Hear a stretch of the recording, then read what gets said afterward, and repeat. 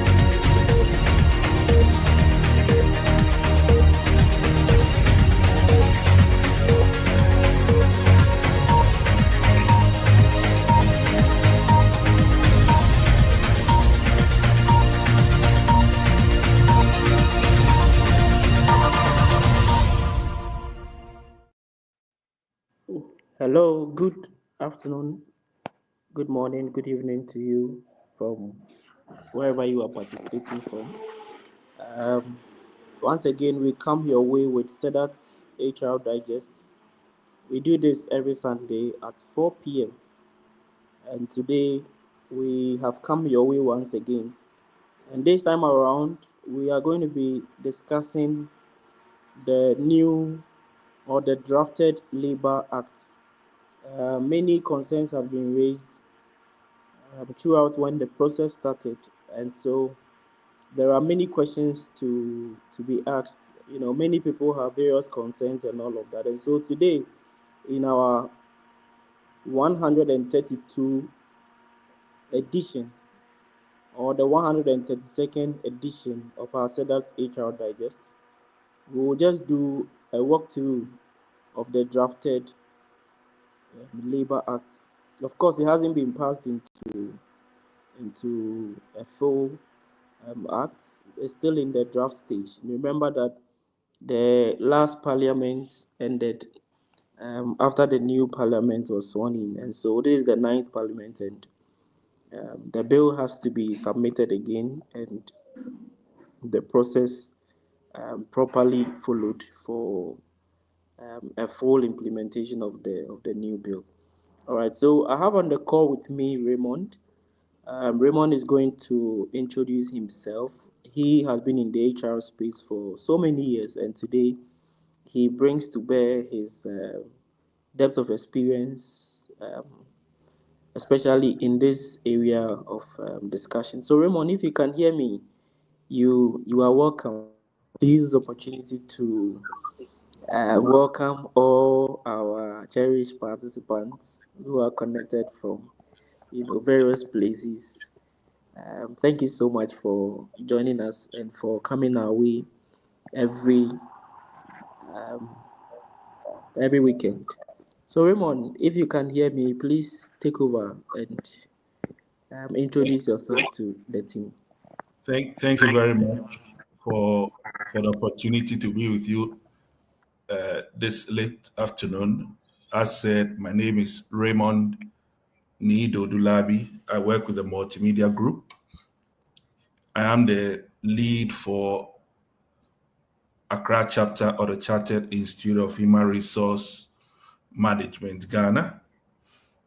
I've been in the finance and HR space for many years now, and it is a profession that I love so much.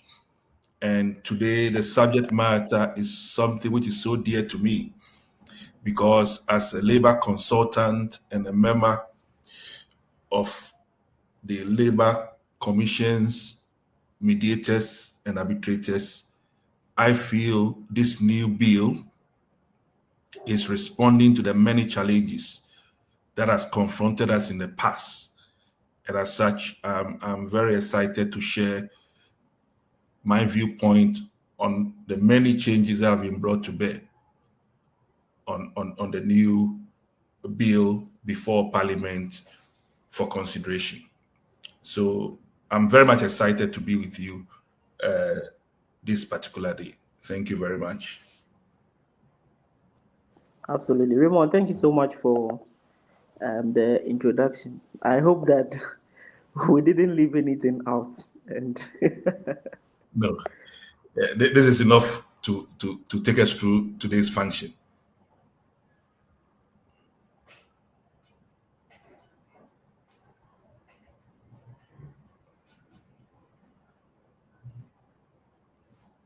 so, participants this afternoon, Raymond would be doing a presentation on the subject. So, all questions that we have should be put in the chat box. Okay, and then when he is done with his presentation, we'll quickly take all the questions and answer them. But I believe that by the time he is done with the presentation, a lot of the questions that you might have put in the chat box perhaps would have been answered. Nevertheless, we would still take your questions. And let us know where you are participating from. So just your name and where you are participating from. And that will be great.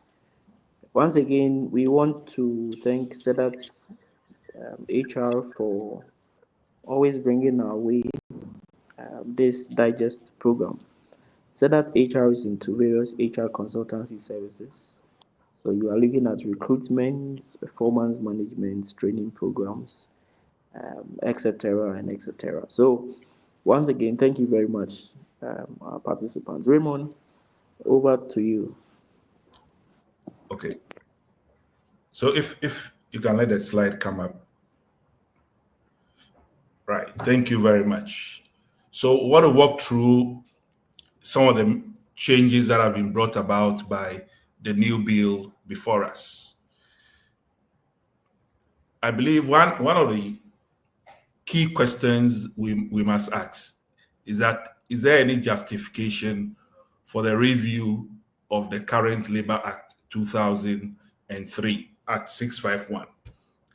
I believe you can look at it from the many discussions going on about whether the Constitution of Ghana, the time is due for a review. And the answers have been out there. Some are for it, some are saying that we still need to work with the current constitution. So what is your view with respect to the review of the Labor Act? I am very convinced that the Labor Act we have now, there is a need for a massive review of the Act. We don't need to debate it. We don't need to debate it. There is a need. After 20 years of operating with this Act, we have learned so much that we need to review it, to shape it for the future. And it is because a lot of things have changed since the Act was passed in the year 2003. And I believe that if you have practiced human resource for at least for the last 10 years, you would have seen the many challenges with the Act. That when they put a question before you that, do we need to review the Labor Act? you'll be one of those who will definitely be out there to support the change. And I can say for sure that all the key stakeholders, you are looking at employers, you are looking at employees, you are looking at HR practitioners, you are looking at lawyers, and you are looking at judges. All of them will come to the firm conclusion that it is time to what? To review the what? The Labor Act 2003. I am very convinced, and I want you to be on the same side with me. One of the bases for coming to this conclusion is that the world had moved when the law itself was promulgated. And if I'm to give some historical context, most of the provisions in the Labor Act were sourced from the conventions that were passed by the ILO, International Labour Organization. And sometimes, at the time that we are putting it in our laws, some of these conventions had been in existence for over 10, 15 years, which means that at the time we are adopting it, some of those provisions must come to new situations. So my view is that if we promulgated the Labor Act in 2003, and we are using provisions of the ILO that were passed in the 80s, in the 90s, definitely our law will be behind what is currently happening in the world. So when you try and go through all the ILO provisions, you could see that most of them, they needed review, because the ILO itself, after passage, they will give you the option to renounce the provisions after 10 years. So my firm conclusion is that because of where we get most of our provisions in terms of the laws for our Labor Act, it is important that we every now and then review it to reflect current happenings on the ground.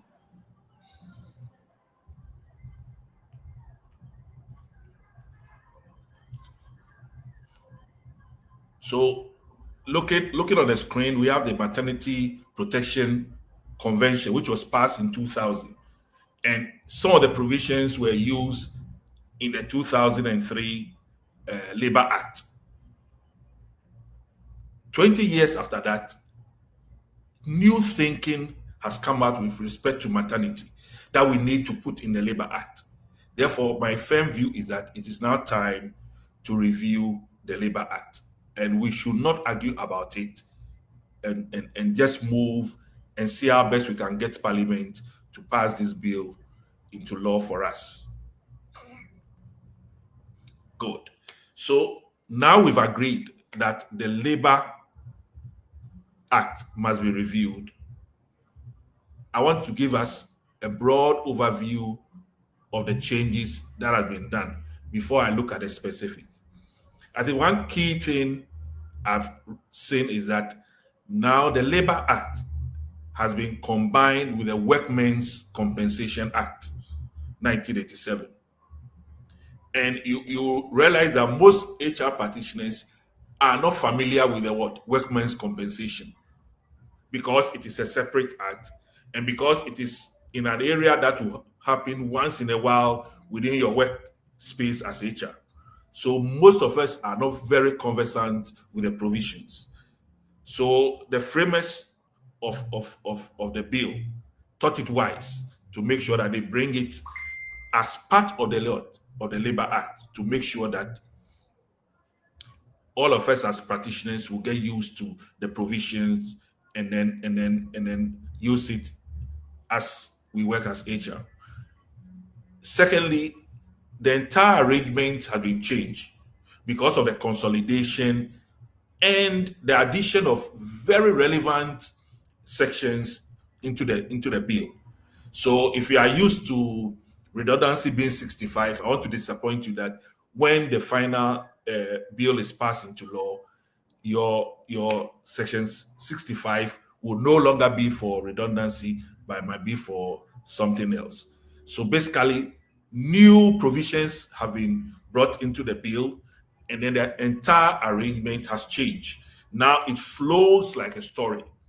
So it's very interesting reading the new bill, and I must confess that it's very, very insightful.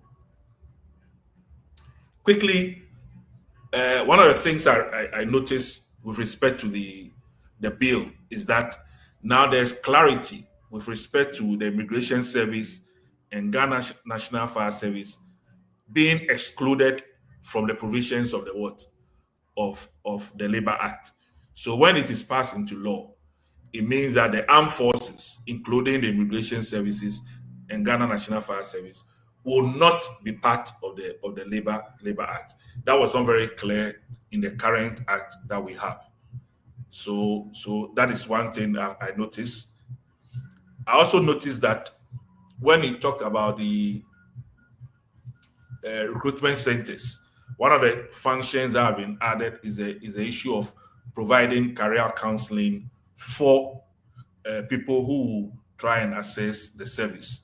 So that's something I noticed in terms of the functions that have been given to the recruitment centers that will be set as part of the provisions of the bill. I know that issue of information is always missing when it comes to Ghana. When you are looking for data to analyze, to be informed, you will never get it. Especially employment data. How many people are employed? What are the salary ranges? And how many vacancies are being generated? How many people are being terminated? If you are looking for this information in Ghana, it is so difficult to get it. Because of that, government has to rely on surveys every now and then to have some view of this data. What I've seen done with this new bill is that now it is compulsory for employers to provide a set of data to inform government decision. And once you refuse to submit the data, there are consequences for you. So failure to do that will lead to administrative fine of 1,000 penalty unit. And if one penalty unit is 12 cedis, then you obviously know how much the sanction will be if you refuse to supply this information to the chief labor officer. So this is one area I think as human resource practitioners, we need to get our things in order to provide this information every quarter to the chief labor officer. And once you do that, you will not have to pay 1,000 penalty unit anytime you fail to do that. In the current law, there was no fine. Therefore, if you decide to be stubborn, you can be stubborn forever and nobody will deal with you. So for me, it is one area that I think the government has done well, and I want to encourage all of us to look at the template that has been provided in the bill and make sure that we set our data in such a way that we can easily provide this information every quarter to government and save our business from paying the penalty as captured in the bill. The only challenge I have with this provision is that if government is able to get a digital platform that will make it very easy for employers to provide this information, it will save us so much. It will save us so much. So for me, that is what I'm looking for. If government can provide a digital platform for the submission of this all-important data by all employers in Ghana. Good. We move on to additional work that has been given to those who operate private employment agency, and I think Sedat might fall within this area. So it's important that they take particular note of this. And it talks about the service of matching offers and application for employment without the private employment agency becoming a party to the employment relationship, which may arise from the provision of the services. So a company wants about maybe 2 accountants. Basically, what you do is that you go through the recruitment process, you get the candidate, you give it to the employer, and that is the end of the work. You are not in this situation the employer of the person you have recruited for the company. All you are doing is that you are matching applications and offers, and you take your fee and you move on. And the law has made it clear that a private employment agency shall not charge a job seeker recruitment fees. So it is a company that is asking you to get a candidate for him for that company. It is that company's duty to what? To pay you the fees for the work done. The job seeker is not supposed to pay any fee termed as recruitment fees. And any company that fails to abide by this will obviously be sanctioned by paying the requisite penalty unit that is captured in the law. And this is an area which has bedeviled all of us over the years, with a lot of scams going on and just floating ads through the digital means, and then you apply, and before you realize they are making money without providing any service. So this particular section is trying to address this challenge. Another area that has been brought, it is not still tight, but at least the work being done by Montran, Lene, the law is trying to recognize that particular role. So worker for hire, where Lene will employ somebody and then second it to an employer for a certain period. The law has recognized this structure, which was very, very much absent in the law that we are using at the moment. So the Lene and Montran and allied companies that we have, the processes they are going through is being recognized by this new bill. But I believe that it still needs to be tightened up a little bit because the provisions are not as I expected to be.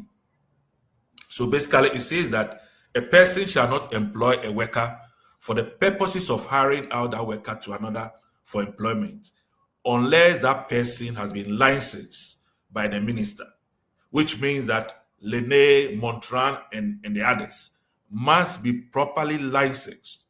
So if you have HR practitioner who recruits people for companies and it's not properly structured and it's not properly licensed, then you'll be going against the law.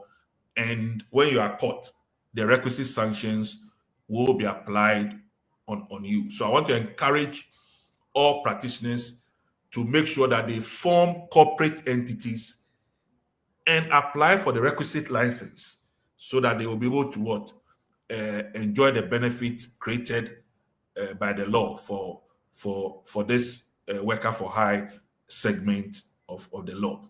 So no longer moves by any of us trying to pretend that you are Lene or Montran or the other agencies we are used to. And one key thing that we've been struggling with this type of employment is with respect to the remuneration that are given to them, and with respect to working conditions and benefits. The law is very clear that each receives same remuneration and other perquisites that are attached to the office.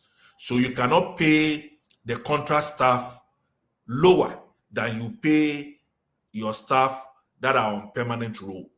They must both be treated equally and fairly, and the working conditions must be as you have for your other employees. So it is not a means of cheating anyone, and the law is very clear on that. Once you go against it, your license will be withdrawn and you will lose the contract. So that is an area I'm very much excited about because it's been of much concern for us as labor consultants and human resource practitioners. So when we move to duties, one of the things I also saw with the bill was that the employer is now required to provide adequate grievance procedure for the worker. Provide adequate grievance procedure for the worker, which means that if you are HR practitioner, your job has been cut out for you. If you don't have adequate grievance procedures within your workspace, your job must start now. Do not wait for the law to be passed, because this is a good thing to do. You must have adequate grievance procedures for your workforce. And as such, I want to encourage you to get on the drawing board and get this done even before the law is passed. Going further, this is one area that has bedeviled us for a long time with respect to the definition, with respect to the scope of the type of employment we have. Beautifully, the law has now clearly defined who is a permanent team member, who is on fixed term contract, who is a casual worker, and who is a worker on temporary basis. These have been clearly defined by the Act, and these will solve the issues that have bedeviled us for a very, very long time. So when you look at the definition given, my call to all of us is that where we know that we are falling short of the requirement of this provision, let's not wait for the promulgation of the law. Let's go to work and let's correct the errors that are within our policies to ensure that we are up to date and up to speed before the law is eventually passed. I am so much excited about this particular provision with the clarity that has been provided with respect to the type of employment. Going further, there will be sanctions, especially for companies that have unions in-house, and they are always refusing to release information to enable the chief labor officer respond to issues of concern from the union. The law is now going to sanction companies that when it comes to negotiation, when it comes to collective bargaining certificate processes, they do not want to release information that will enable the chief labor officer determine the class of workers who should be part of the union. Now there is a sanction attached for non-compliance to make sure that that area is smoothing to enable the process go on smoothly. So companies that have unions, the gun has been put to your head. When the chief labor officer demands information, you cannot say you will not provide, because the law will not favor you when you do that. So this is one of the things that the new law has seen as a challenge with the old law and has addressed comprehensively by providing sanctions for any company that refuses to provide information. Let's go to our popular leave and one provision that I am vehemently opposed to is the provision that says that a worker who is on probation is not entitled to leave. I personally cannot appreciate where this provision is coming from. And I think if I'm given the opportunity, this is one provision I'll strike out with all the venom in me. Because from my practice, I know that people on probation, they come from different levels of work. Some are very much experienced, some are new. And because of our work situation, sometimes people are not able to even give enough notice on the other side before they what? They join new companies. And we know that a lot of things can happen to people when they get onto a new role within the first 6 months. So if you say that he's not entitled to leave, it means that you're going to create a situation where people will force to take leave when you close the official door to them. So for me, the first day you arrive, you are entitled to leave. As to when you take it, it's a different matter. But this provision that you are not entitled to leave because you're on provision, for me, it's a no, no, no, no. It's a no, no, no, and we'll push for it to be taken out from the bill. For the men, we are excited that paternity leave has been finally endorsed for us, and we gladly welcome it, and we believe that we will support our women when we had the opportunity to be on paternity leave. My challenge with this is that it says wife. Okay, it means that if you put somebody in the family way, and that person is not your wife, it means that you are not entitled to paternity leave. So for me, we need to have clarity on what we define as wife, because in the Ghanaian situation, you might put a woman in the family way who might necessarily not be your wife by way of doing the customary or the ordinance. So for me, I think I want us to look at this issue of wife and its definition. But I'm excited that issue of surrogacy has received support in the new act, because we all know the emerging challenges with giving birth in globally and in Ghana. So if the Labor Act has recognized that one, it will help families that are struggling to give birth, and they are making use of alternative means to achieve this objective. And the law is endorsing it. So for me, I'm super excited that surrogacy has been given space, and even adoption has also been given space within the Labor Act. And I'm excited because this aspect, we have debated it at the company level across most companies. And if you don't have a very humane HR that is show a lot of empathy, you always have some of these issues being thrown out because it says that it's not in the law. So now that the law is recognizing adoption and surrogacy, for me, I am super excited at this. Let me also say that the days are 5. When you apply for it, the maximum days you get is 5 days, and you cannot apply for it because the 5 days is within a 24 months period.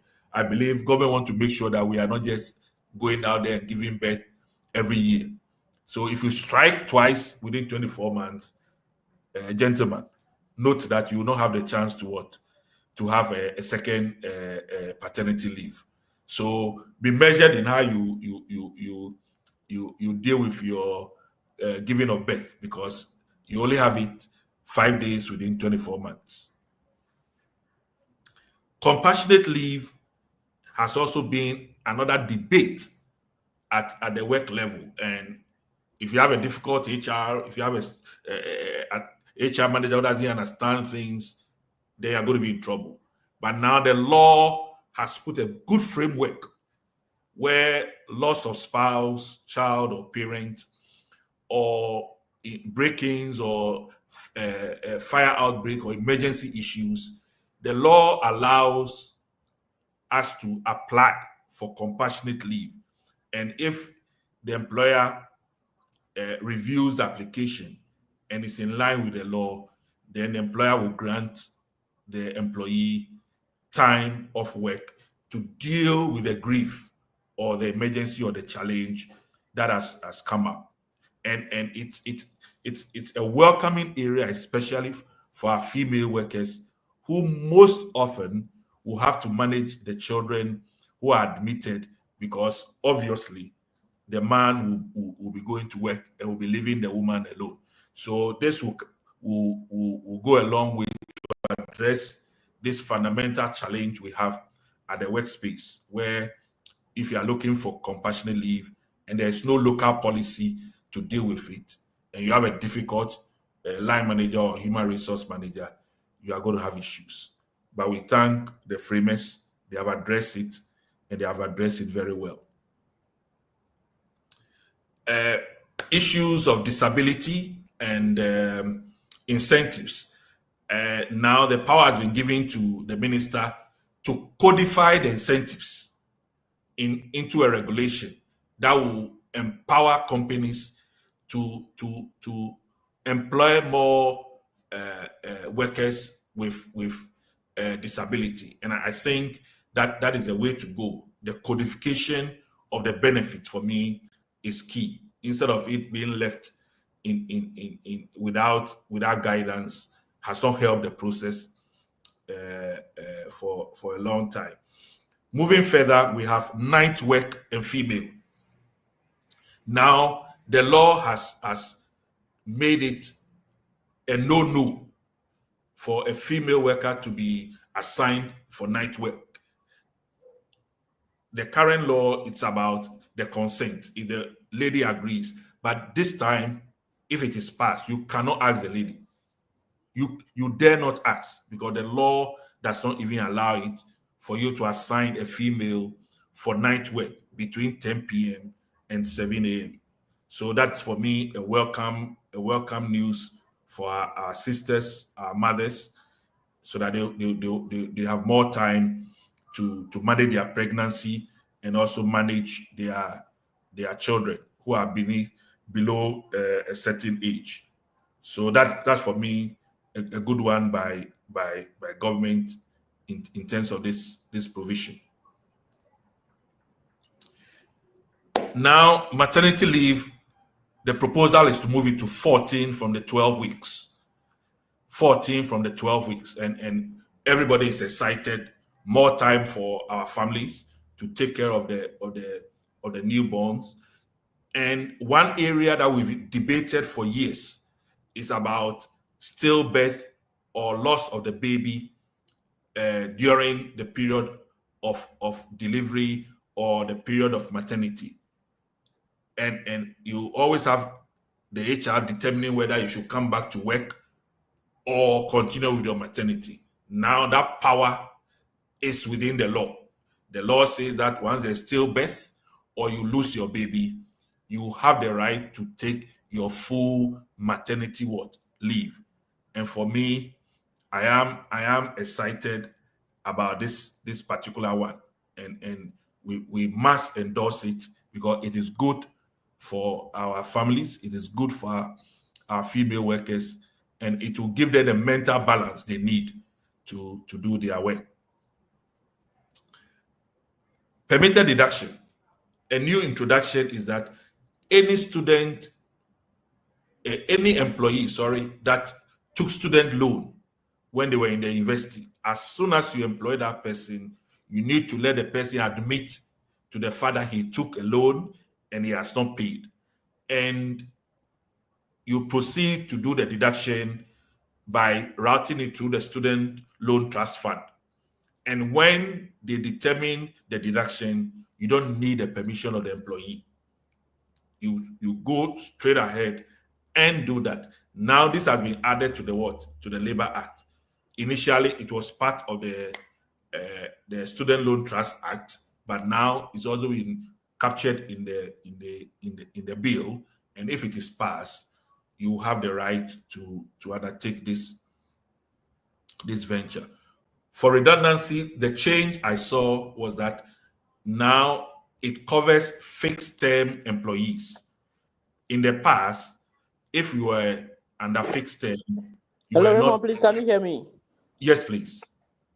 All right, so there are questions in the Oh, chat box about some of the things you've shared. okay. So if I can quickly read them so that you throw some light on it, then we can proceed. Would that be Thank fine? you very much. Thank you very much. Great. All right. So let me also use the same time to acknowledge some of our participants. So we have Nanaya Owusu. Nanaya, thank you for joining. We have Patience Asian. Patience says, "Good afternoon, everyone." Good afternoon, Patience. Thank you so much. We have Sophia Tijani. Is the bill easily accessible online? Raymond, you can help us with that, and then I can move to the next question. Oh, the copy that was floated is easily available. If you have any HR friend, if you want me to share a copy, I can share a copy with Sedat, and then you can float it, because they even had a recent meeting to make sure that they are taking input from stakeholders. So it's easily available, and I want to Absolutely. encourage everybody to read it. Very well. Thank you so much, Raymond. We have Emma here. Emma, thank you for joining. Monica Paddy, she says Linda Okra. Um, uh, Petty Posh Obasima Okra, you're welcome. So Emma is asking, I need clarity. Does it mean a worker on probation cannot go on leave of it as a 1 year? I'm not too clear about that, but basically she's asking if a worker on probation cannot go on leave. That is the intention of this new section they are introducing. But the feedback we've given is that it doesn't make sense. Yeah, and it will help, because our view is that I could employ somebody who has been working for so many years, Mm, and I ask the person to come in early, and to mm, deny that person leave will not be the best. And somebody can have an emergency. He could be going to write the Mokola exams. Will you say yeah, you not give him leave? absolutely. Yeah, it's Absolutely. a no. Absolutely. I mean, the reality on the ground Yeah, is different, and so this will definitely be a challenge. yeah. Um, I have I have worked with people who, and I'm sure many of us here as well, at the probation stages, there is the opportunity to marry, and so they have to take some leave days to go and marry and come back. I don't think that any employer would say that because you're on probation, wait till you finish before Absolutely. you. So Yeah. conditions will definitely write some of these things off. So it's good that you have pointed out that this is still under debate. Thank you. Um, Patience is asking, I'm very happy about compassionate leave, definitely. How about nurses? I mean, the night work. Patience is asking about the nurses. So, if there is any clarity that you can share. Yeah, so what we then need to do is to go and look at the scope and ask if the nurses are covered by the Labor Act. When the Mm, nurses are covered by the Labor Act, it means that the provisions will cover them, unless they have a specific provision that deals with that. But it says that once you are pregnant, you cannot take night duties. So your matron will have to schedule you for morning duties to make sure that your baby is safe and sound. very well. I think that is clear enough. Patience, I'm sure you've had your response. You can give me a response in the chat box to mean that you are comfortable with the response, unless you want to clarify your question. There's a similar question to that. So, what if she's a nurse? I think that is also clarified. Emma is saying that 14 weeks is too small. Oh.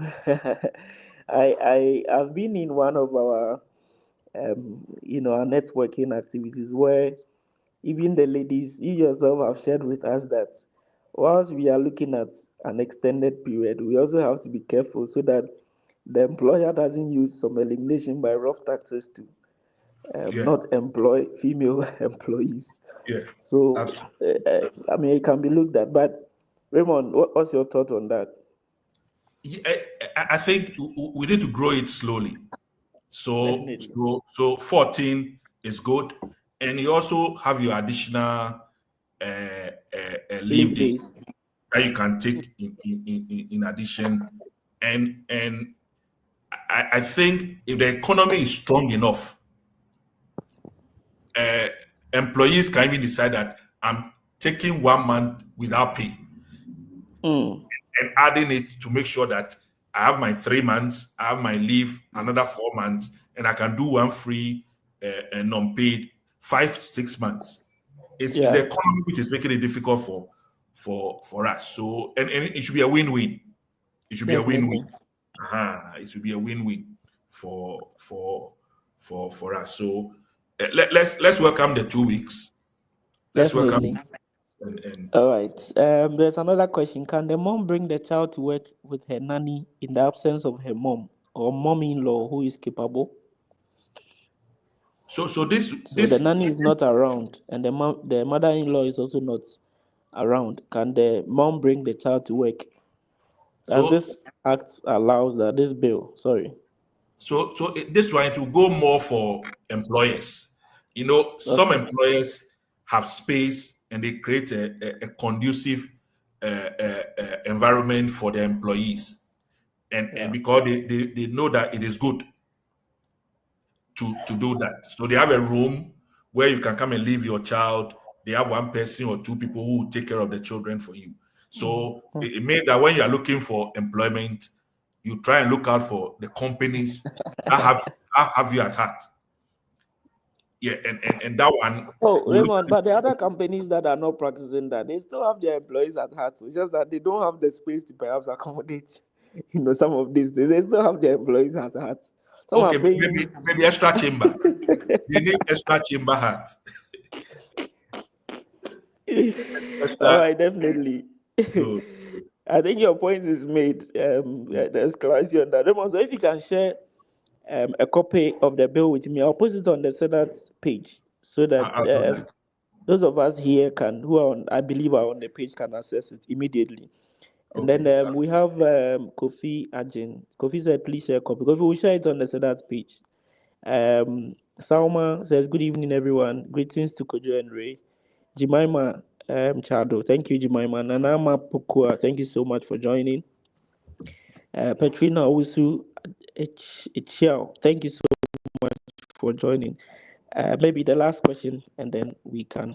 Okay, we are having more comments actually. It says if the woman with the stillbirth issue returns to work heavily pregnant and is to give birth in the same year, what happens to that? I don't know if you get the question, but I'll take it again. If the woman with the stillbirth issue returns to work heavily pregnant and is to give birth in the same year, what happens to that? We should thank God and praise God for restoring that woman. Issues of birth, Absolutely. yeah, issues of birth are so key for families. So you should thank God that what was lost has been restored. And this is a Yeah, worker, when he has finished delivery, he would dedicate his life to the company.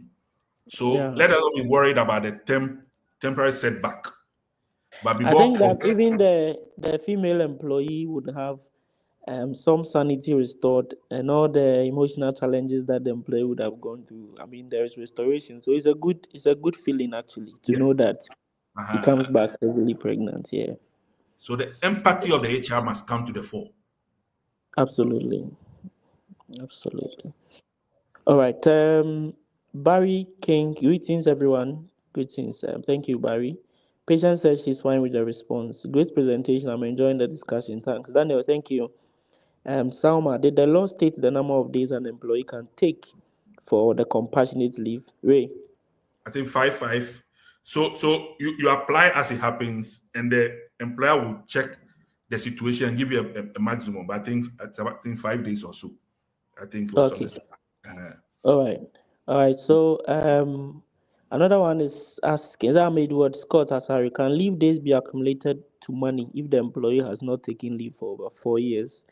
and retirement is near. I think this happens more in the public sector. In the private sector, there are guidelines to ensure that you don't carry forward more than 5 days of your leave. And even that, during the first quarter, you are made to take them so that your leave does not accumulate. Some companies would also say that your leave cannot be converted to cash, so ensure you take them. But of course, at the point where you are exiting, accumulated leave days within the year can be converted and paid as part of your benefits. But let's hear from Ray as well, Yeah, per so, his so, experience. so you've said it exactly, and let me say that he who thinks he want to accumulate to get cash does not understand work-life balance and his mental well-being. Does not, Absolutely, and that disease in the public sector is creeping into the private sector. We must kill it absolutely. once and for all. Mm, mm, mm. All right, so I think I have about one more question to go. If we're Amano, if you can come again with your question, you say hello, sir. Please, some employers say you should. You didn't continue, so kindly come clear on your question so that I can ask. Okay, I think she has. If Amano says, hello, sir. Please, some HR says you should have used all your leave days before applying for compassionate leave. Please, how would this apply now under the new Labor Act? Thanks. So when it is passed, compassion is compassion. It becomes a separate transaction altogether. That's it. And the underlining conditions must be met. Definitely. If you try and do juju and tricks, you'll be denied. Uh, if you try and do juju and tricks, you'll be denied. If it is compassionate leave, let's look at the underlining conditions and give it. When it is your proper leave, go for it. If you do juju and tricks, the HR will smoke you out. All right. Raymond, thank you so much for the responses. If you are Sewa Frimpong, I think you want to acknowledge Grace Newton. Grace, thank you for joining. Emmanuel Japan says great insights. Thank you, Emmanuel. And then ASWRADE. I'm not too sure of the pronunciation, so I decided to rather call out the individual letters. The person says thank you for the response. Absolutely. All right, Raymond. So we have just a few more minutes to go.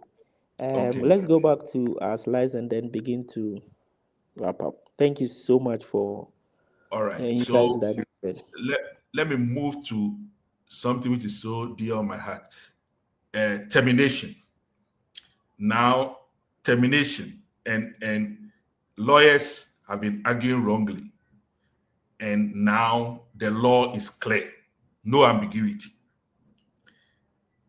Now, if you want to terminate somebody's employment, you need to have grounds. And now incompetence has been clearly defined. So if you are not doing your performance target and performance appraisal and your performance improvement plan, it will be difficult to terminate.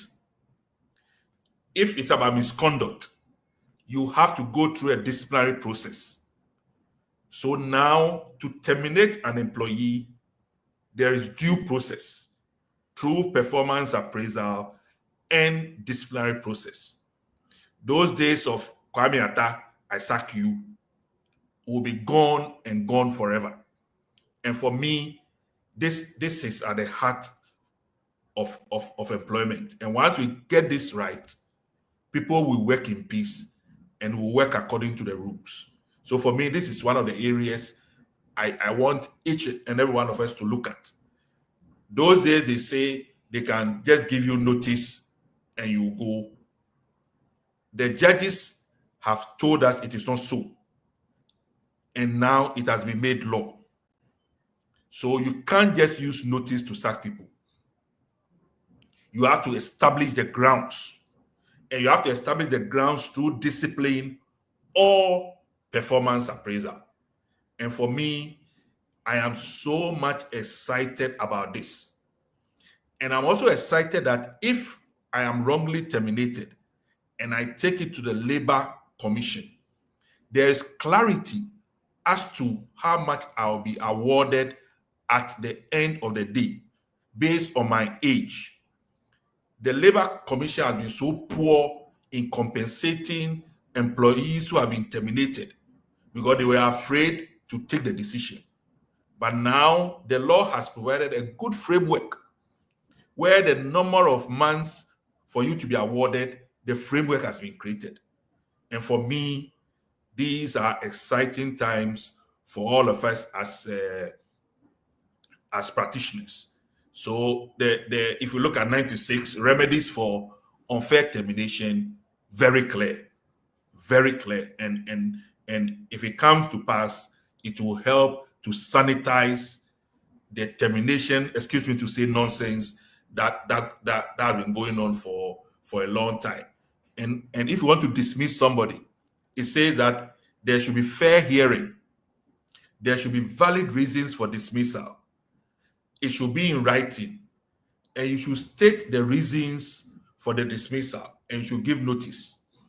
So now nobody can just wake up and say you are gone.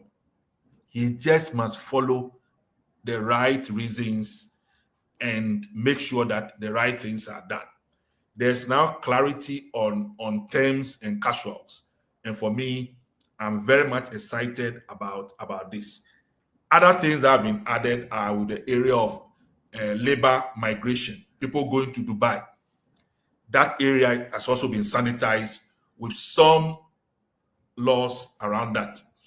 I'm also excited about violence and harassment. The current act has only about 2 lines on it, but now it is a full-blown provision for sexual harassment and violence. And every company must have a clear policy on sexual violence. And you must display the policy everywhere so that people who are being taken advantage of each and every day will come to an end. So I'm excited. And I want all of us to start having our sexual harassment policies now. We should not even wait for the law. Let's have it before the law is promulgated. Because when the law is promulgated, you need to have a clear policy statement on sexual harassment. The Labor Commission structure too has been changed, and it will ensure that the delays that we've had over the period will all come to an end. Now, it is not only the commissioners who will be doing the job, but then adjudication panels will be set aside to ensure that they deal with cases as they come. And it will ensure that employers and employees both will behave very well.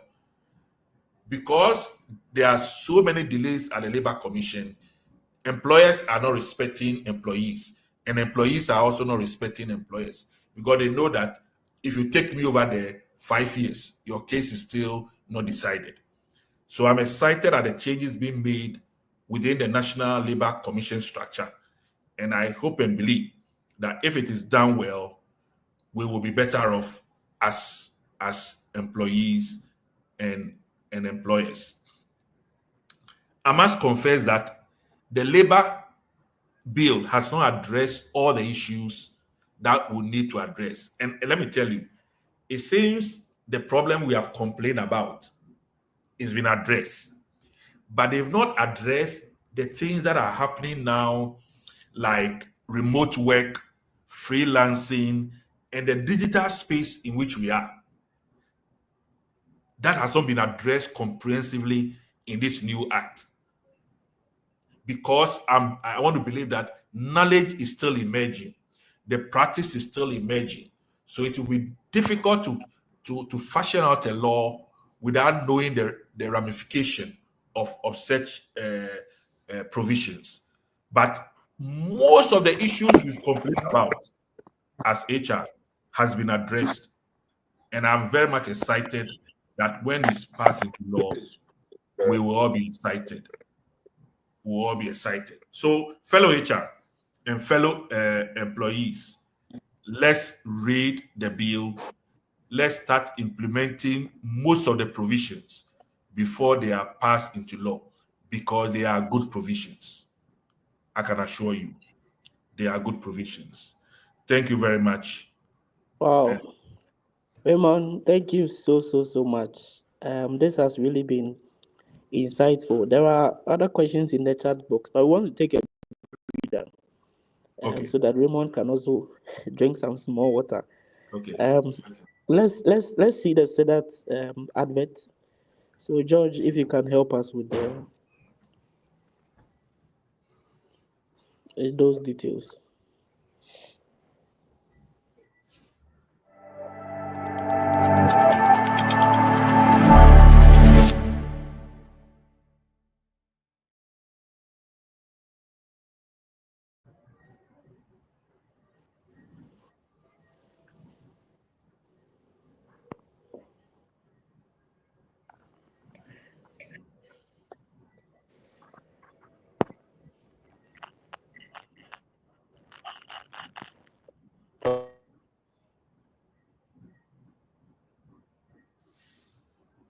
All right. So while we are waiting for him, let me just take time to acknowledge Sedat's consults. Like I said earlier, Sedat is into various HR, services. So in talent acquisition and management, staff outsourcing, compensation and benefits, employee engagement, training and development, payroll outsourcing, recruitment, executive search, event management, and assurance services. So just call Sedat and you'll be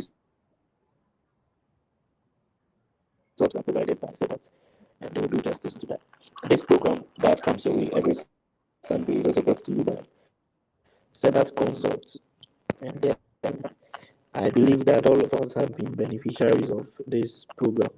But of course, you need to work with Sedat Consult to be able to, get some of these insights into details because definitely they get to provide you with some of these expert knowledge and all of that. So please contact that from recruitment to firing to business setups and event management and all of that. So that will sort you out. So let's just take a few more questions. It's 5 o'clock now, but we'll just take a few more questions and then that should be about it. All right. So, Raymond, someone is asking that what is the protocol for handling an employee who has exhausted their annual leave and is undergoing herbal treatment, specifically regarding medical documentation for absence? This is interesting. Usually, things like this, you cannot have documentations around it. Objectively, I would recommend that the employee should take leave without pay and go to sort these things out. Of course, the employer can provide support um, if there need be, but this cannot be treated as excuse duty, especially because there are no documentations to back that. But let's hear from Raymond. Raymond, what's your thoughts on this?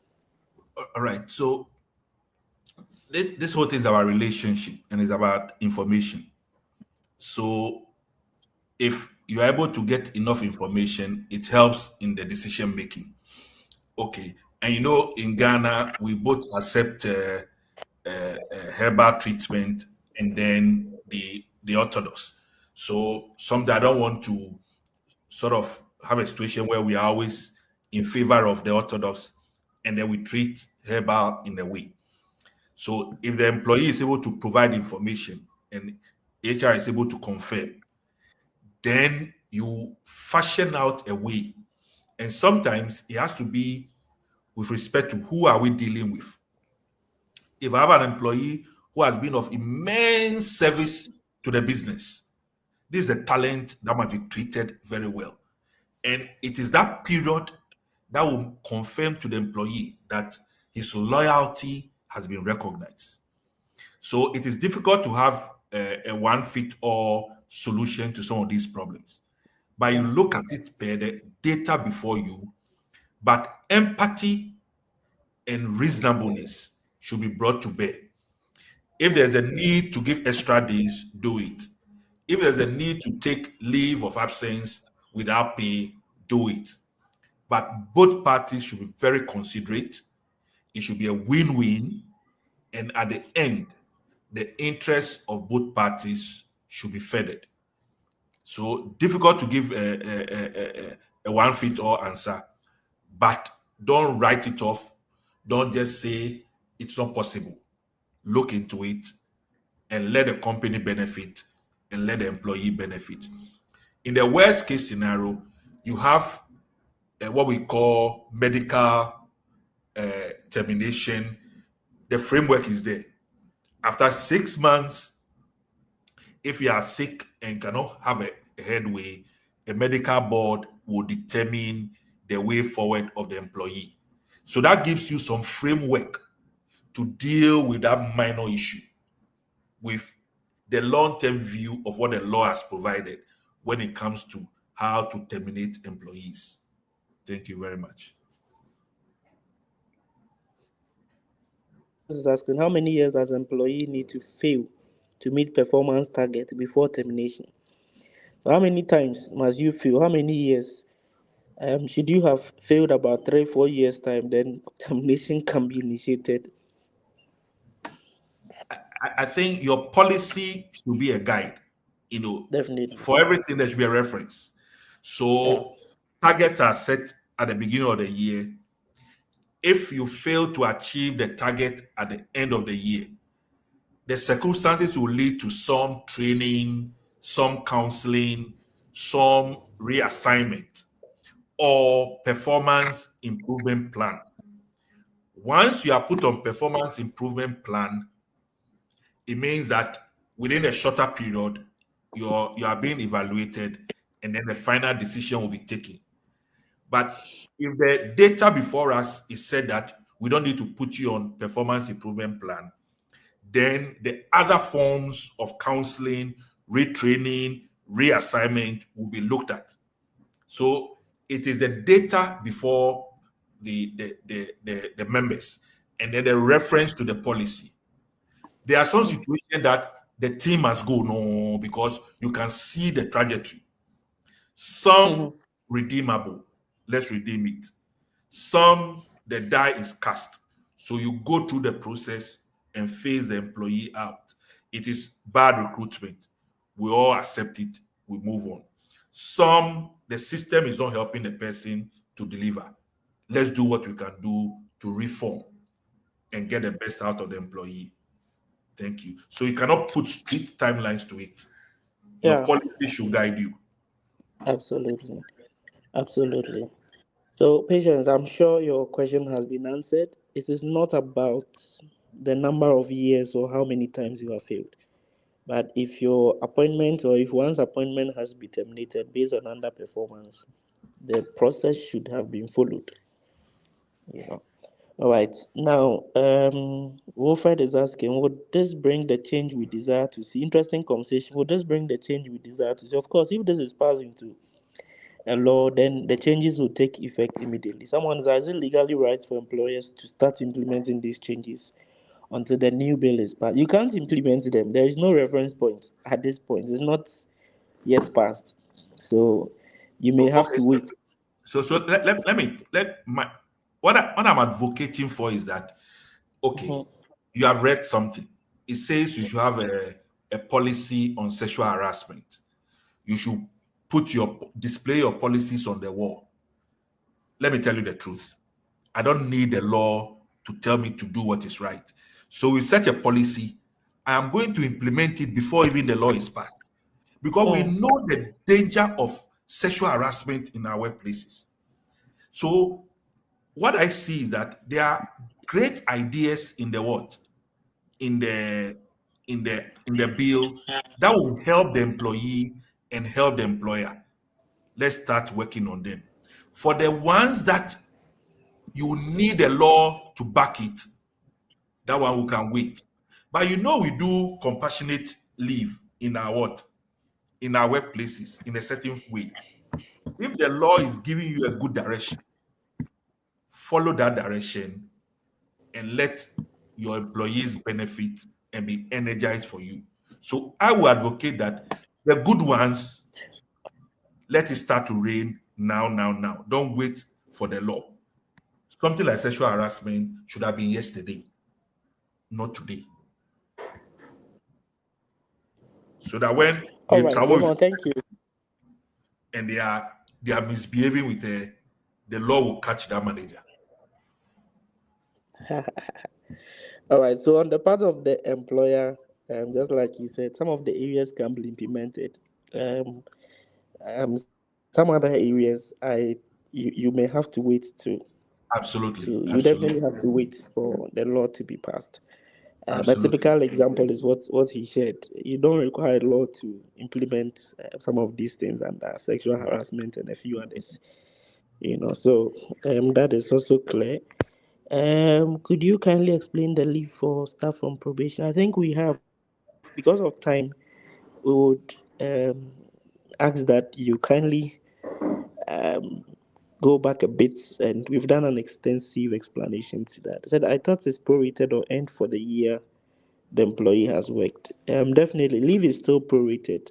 I think the only new provision that the bill states is that employees on leave cannot on probation cannot go on leave, which is still being contested. So Teresa, that's about it. Then um, Jane Quack says in the public service, herbal treatment is not recognized.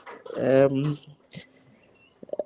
definitely, it's also not recognized in the private sector. But I think what he sought to explain was that you would need to prove that such a situation exists, and where the situation is proven beyond doubt that the employee is going through some herbal treatments based on relationship, based on some information that you have, you can work around it.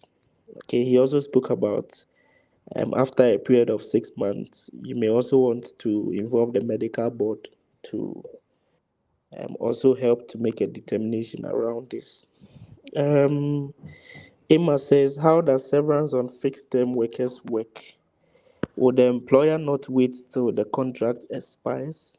Once a contract ends, it is reset. So, how does the severance benefit fixed term? Severance Let's say benefit you are fixed left term with workers. 8 months. Let's say you are left Yeah. with 8 months. Obviously, they will settle you for the 8 months before they shut they shut the business. That's what I see with this. At least you are left with some period. So we cannot just ignore it and say because it is fixed, they cut you out. So the remaining month of your contract is what will be taken into consideration in the redundancy. And I think for me it's a fair deal. Okay. All right. The Let me last just one. add one quick thing. Uh, Go we've seen fake excuse duties. Yeah. So don't let us trust orthodox 100% after Yeah. the information you investigate. The same way when somebody says, I'm doing herbal treatment, you can investigate. That's what I'm saying. I don't write off herbal and say it's unrecognized. Human resource is about managing people. Managing people. Thank you. All right. I think I have just one more concern. It's still in line with the contract fixed term workers. She says that a company practices a kind of fixed term tagged as new employment model and not treated as a normal fixed term. So, in essence, they are treated as full term employees with renewable 2-year contracts. Raymond, do you get the concern that is being shared? Yes. So when you look at the act, the bill, it's structured it in such a way. So I'll ask that people go back and look at the type of contracts. Then you can clearly determine whether you fall under permanent or you fall under fixed or you fall under temp or you fall under casual. And then how you benefit from the redundancy. So that if your company is doing 419 around the type of contract, you can use the law to deal with it. All right. I think this is how far time would permit us to go. We've actually done beyond the regular. Once again, we want to thank Raymond so much. This has been very insightful. Maybe we should listen to his final words and then we'll wrap up this conversation. So, Raymond, your final words. So thank you very much. It's been exciting, and I think from the feedback from the questions, it shows how much interest we've generated, and I'm glad for the platform to share feedback.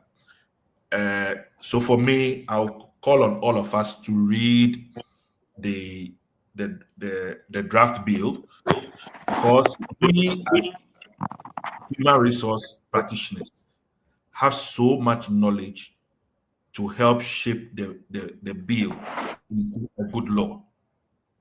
And I also want to encourage practitioners that are experienced that as they read, they begin to ask themselves, which ones can we start implementing now? Like I said about the sexual harassment, it is key. And also about the way termination will be done going into the future. It means that we need to clean our stables, else we'll be caught pants down. Thank you very much, and let's enjoy the evening. All right. Thank you so much, Raymond. Guys, like I said, this is how far we can go. The rest of the questions can be posted on the Sedat WhatsApp page. All of us are there, and we can still share insights in the same regard. On that note, I want to sincerely thank all of you. The participation has really been great. It's really been engaging, and we really appreciate the time you have taken to be a part of this and to ask all the relevant questions that we find in the chat box. All right. So once again, we want to thank Sedat Consult for bringing this our way. This is the 132nd edition. That's how fast Sedat has gone. Thank you so much, Sedat, for this knowledge sharing. And we also want to thank the ICT team at the background helping to put all of these things together. Two things we are going to share with you. We'll share the slides with you on the Sedat page, the WhatsApp page, and we'll also share the changes that Raymond presented on today with you so that you have both of them. And like I said, you can keep asking your questions on the WhatsApp platform. If you are not on the WhatsApp platform, just reach out to Sedat. The numbers are, everywhere. Reach out to any of the numbers and you get a link to join the page. The link to the WhatsApp page has also been shared in the chat box, as you can see. So, on that note, thank you and enjoy the few hours left to a new week. All right, bye bye for now. Raymond, thank you very much. Thank Until you. we meet again, it's bye bye. Thank you. Bye.